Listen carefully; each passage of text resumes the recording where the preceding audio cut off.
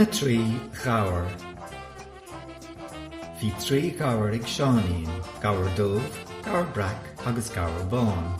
Chuaigh na trí ghabhar isteach in ort lá. Chus iadar ag ithe na brátaí ann. Tháinig seanín tráthnóna agus chonig sé iad. Take you water, son.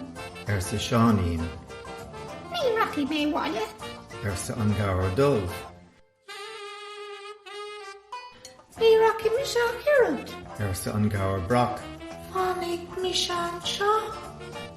Sa an ghabhar bán. Chrum na trí ghabhar aerach ithe.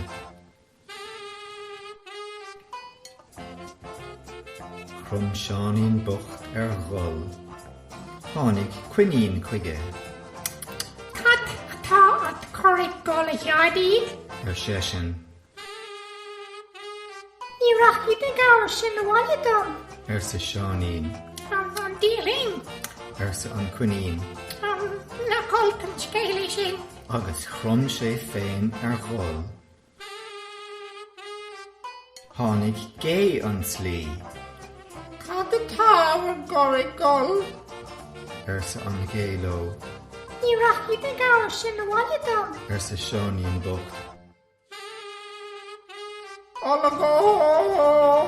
Sa an gé. Nach croa an scale.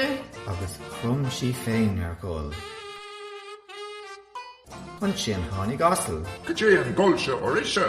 Sa an tasal. Me rocky the gower sin the water done. Sa seanín. O go fóra tírin. Sa an tasal. Nachol can scéile sin. Agus chrum an tasal ghol chomálo. Idir go léir a gol an sin. Seanín agus an cuinín, agus an gé, agus an tasal. Ach ní raibh na trí ghabhar ag gol.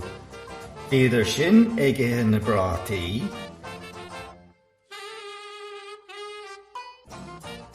Tháinig bach an slí. Cut quick and gone there. Siise.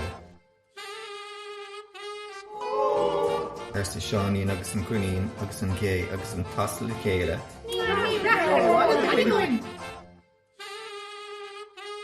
Sin atá an scéal. Sa an bheach.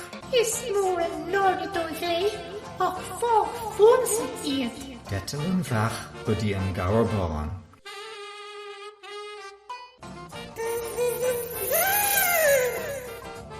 Siise in aice le clúis an ghabhar bháin.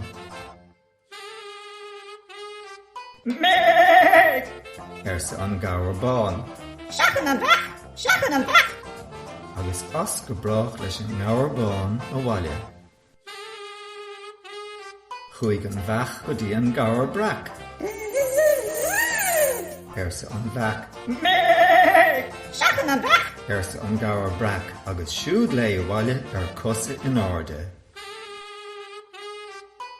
Nuair a tháinig an bheach go dtí an ghabhar dubh, tháinig sí anuas a clúis. Sa an bheach. Thug an ghabhar dubh léim amach as an ngort agus rith sí a bhaile nós na gaotha.